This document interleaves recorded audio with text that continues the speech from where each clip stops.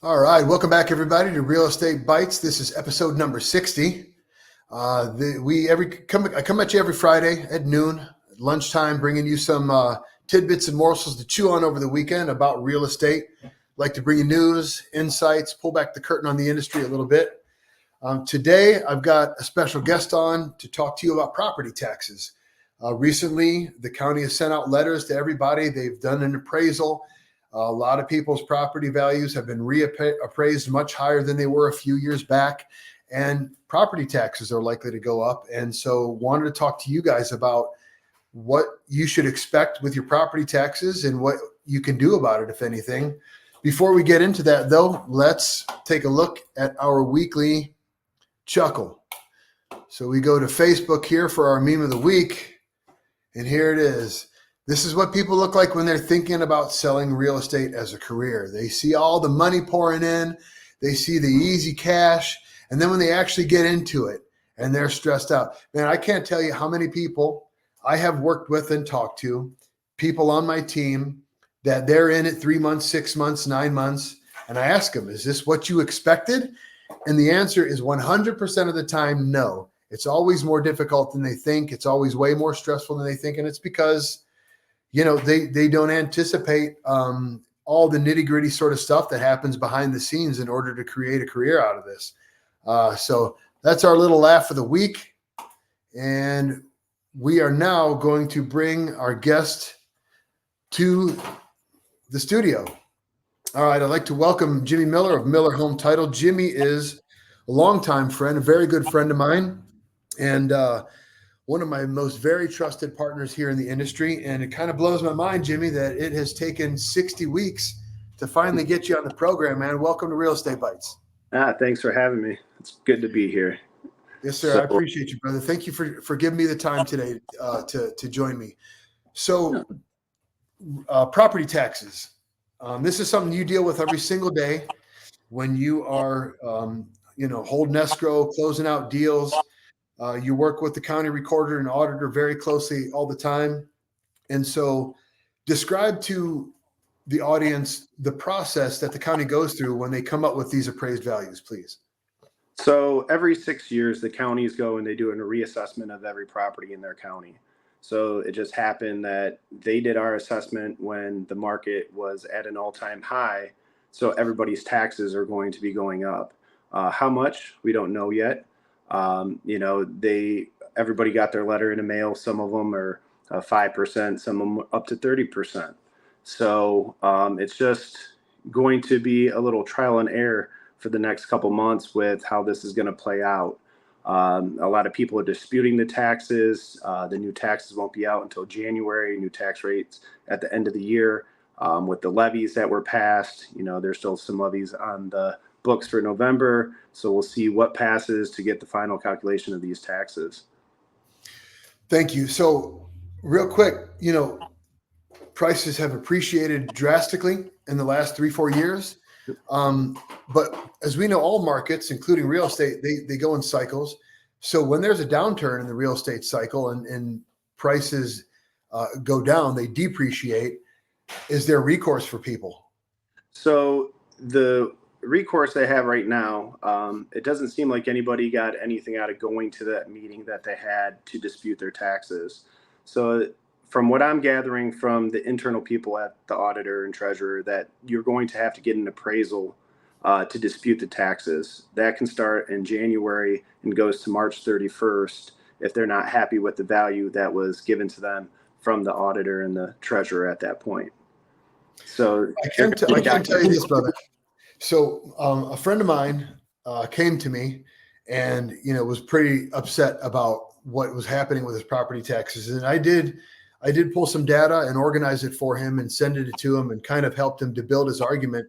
And he went to the initial meeting in September, September 9th to 13th, I think was the last window for these pre-meetings. And he brought that data and he argued, and they dropped their new appraised value by the increase from his old value to the new. They dropped that difference by 60%. So it did work for him. And that's not supposed to be the way it works. Typically you have this meeting, and then if you have what appears to be a valid case, then you schedule another meeting with the auditor where you really present it and go through the nitty gritty. But they dropped his right off the rip. So at any rate, what Jimmy was just saying, for those out there who are watching, there was a window of time after you received those letters talking about your property taxes potentially going up and the new valuation from the county, that you could have, depending upon where you lived, you could have scheduled an interview with them. It was supposed to be a 15-minute block where you could dispute. And if they saw that you had a good argument, they were supposed to set up a subsequent meeting where you would really settle on something. Now, those windows have passed. So what Jimmy was just telling you guys is, if you missed that meeting after January 1st and between March 31st of 2025, you will have the ability to contest the new valuation. And after we end this interview, I will show you guys out there how to do that.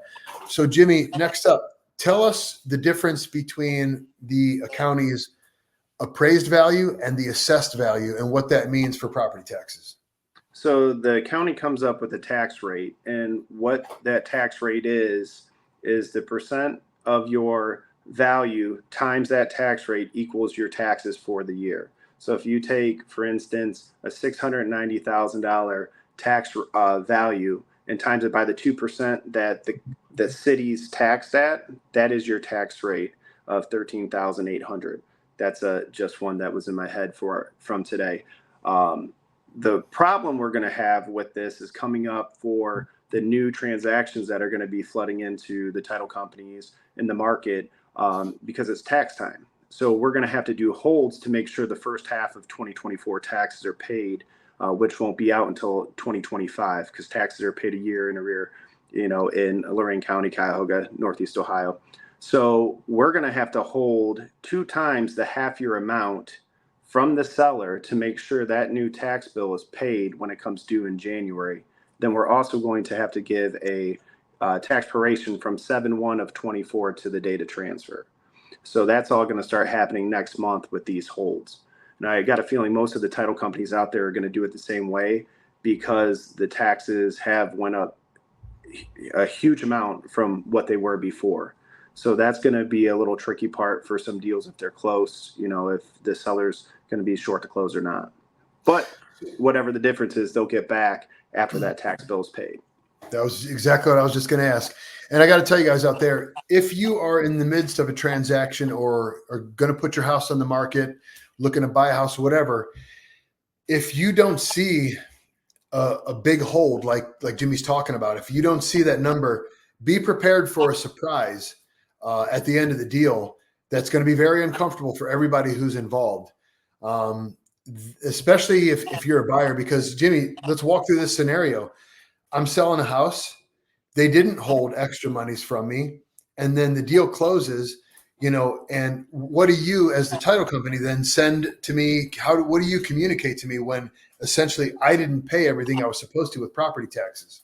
Well, that would be on the seller's end. What would end up happening is, if there's an escrow account with the lender, there's going to be an escrow account shortage, and that buyer's going to have to come up with that money for the difference. So that's why we take it from the seller to hold that, to make sure that doesn't happen. We don't want to chase money. We don't want real estate agents trying to chase down a customer that closed. In the past, it used to be 1 times the half year amount plus 35%. That would always give us enough cushion to make sure that the taxes were paid in full. But this year, with all these new assessments going in, we have to do 2 times just to protect all the parties in the transaction, at that point. Yeah. So, guys, this is a big deal out there. Okay.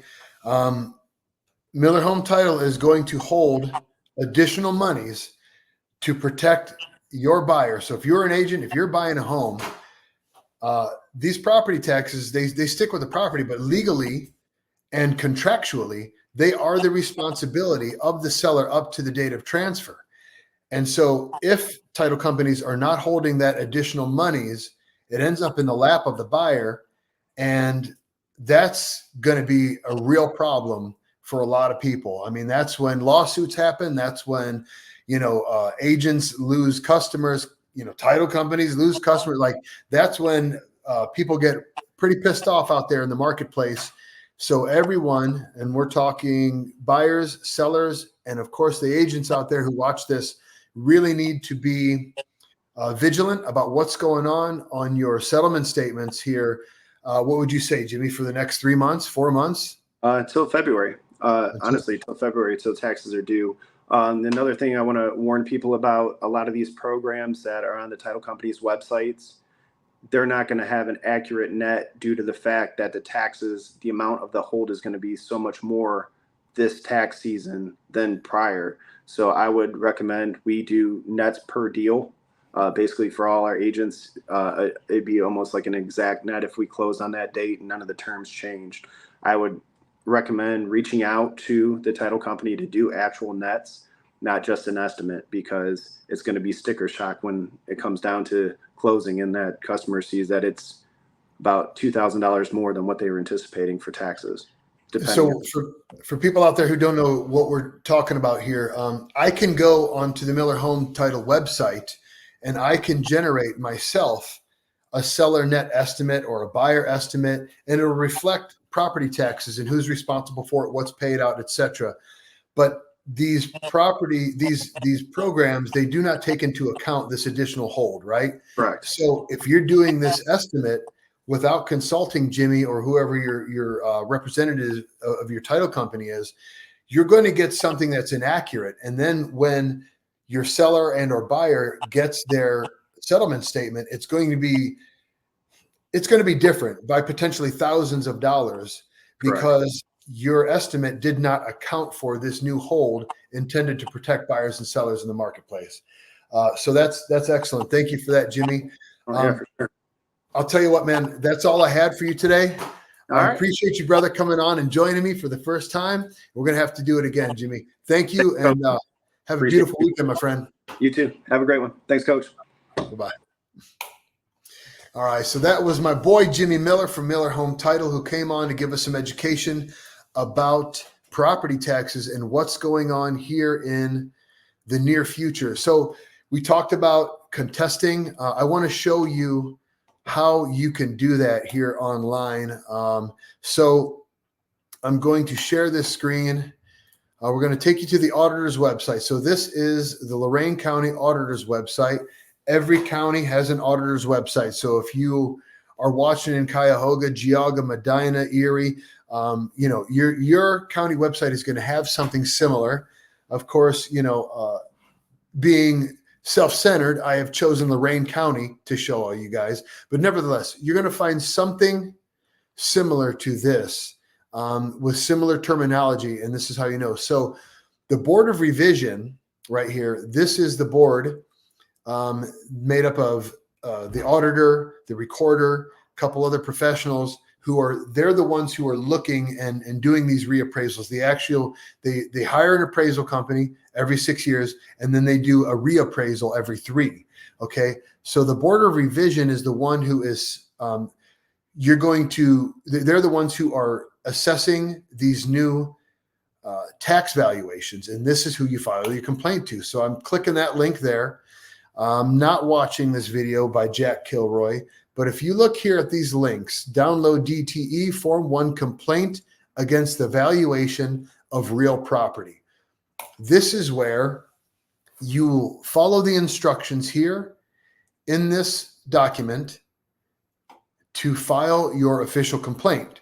And these are instructions here, pages 1, 2, 3, 4. Then this is the actual complaint form, okay? So you're going to fill this out as completely and as thoroughly as possible, and you're going to send it in. They're going to reach out to you and set up a date for essentially a hearing. You need to bring evidence, guys, whether you go out and hire an appraiser or, you talk to your real estate professional and they can set you up with the appropriate market data to help you build your case and your argument. If you don't have one, give us a call at Right Sales Team, send us a message. We can help you out with this stuff, okay? But this is what you would do. And again, this starts on January 1st, and it has to be post-dated, postmarked on or before March 31st, 2025 for them to consider this. So if you get your new tax valuation and you don't like it, this is the form that you use to file that complaint. All right. If you have any questions, send me a DM, shout me out a call. I'm going to put a couple things up here. This is Jimmy's contact information. If you have questions for Jimmy and Miller Home Title, you can get a hold of him there. I'll give you a minute to write that stuff down. I suck at bringing these banners up in real time. I get all focused on the conversation. I forget about it. And so sorry about that, Jimmy. I'm putting your info up here late. Nevertheless, this is Jimmy's information. By now, you've had time to write it down. So I'm going to also show you, this is the county auditor, Greg Snodgrass, Lorain County Auditor. That is the number there for his office if you have a complaint or if you have additional questions from them. So one thing that I wanted to point out here in this document is that if you do file a complaint and if it is honored by the county and they drop their assessed valuation, I'm trying to find it in here, but basically it's stated if they drop it by greater than $50,000, the school board then has the ability and the right to contest that change, right? So your property, they say the property value went up by $200,000. You contest it. The county admits, okay, we overvalued it. We're going to drop that appraised value by $100,000. You're good to go. You walk home. You think you feel great because you won this $100,000 valuation victory with the county. Know that at that point, your school board is watching these things because these property taxes you pay in are what funds your school boards. They're watching these revisions. And if the revision is in excess of $50,000, they have the right to come and contest that revision and try to get your property valuation back up to a certain amount so that they can recover more tax payments from you, the consumer.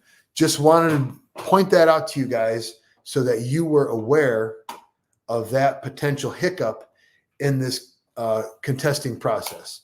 Very good. So I'm going to drop that. And from here, we are going to go into this week's statistics. All right. Episode number 60, this morning's inventory, we had 410 single-family homes and condos on the market in Lorain County. You can see that inventory has remained pretty steady here for the last 2 months. There were 68 closed sales this past week. The median square footage of each sale was 1,784 square feet. Median home value was $250,000. The median square foot price was $155.65. Once again, I beat this horse to death, but I want to tell you, especially if you're newer to this program, this is the metric that I'm tracking to determine in real time whether or not prices are continuing to increase. And you have to understand as well, as you can see here, median time on market, which only includes the active phase and then the contingency phase, right? So there's still maybe a week or two that's not included in this number where it still remains under contract, but it's in pending phase. But nevertheless, this number is a lagging number because this $155.65 median square foot value for homes sold this last week, these are on contracts that came to terms about 30 to 45 days ago, right? Because those are the ones that are closing today. So nevertheless, we've seen a decrease in demand, and I'm wondering here over the next quarter how this is going to change. This is the last week, the last full week of the quarter. Because we have days in September up through next week, I'm going to wait until next week until I go and I average out these median square foot values for the quarter, and we'll see how it compares to Q2 2024. As you just saw, 26 days was the median time on market for the homes that sold last week. This morning's mortgage interest rate opened up at 6.21% for a conventional 30-year note. And the big boy this week was a $1.1 million sale in Avon Lake on English Turn. Because we've gone pretty far or pretty deep so far, we're over 20 minutes. I'm not going to show it. Also, I didn't have it queued up. So tune in next week to see a beautiful home at the end of the program. As always, guys, thank you for being here with me. This is great information. Thank you, Jimmy, for coming on. This is important stuff, especially if your property taxes have gone up drastically based upon the letter you got from the county. I have helped a handful of customers to contest and beat county valuations. I'm available for this. My team is available for this. Message me if you have questions. Until next time, take care of yourselves. Take care of one another. I love you, people.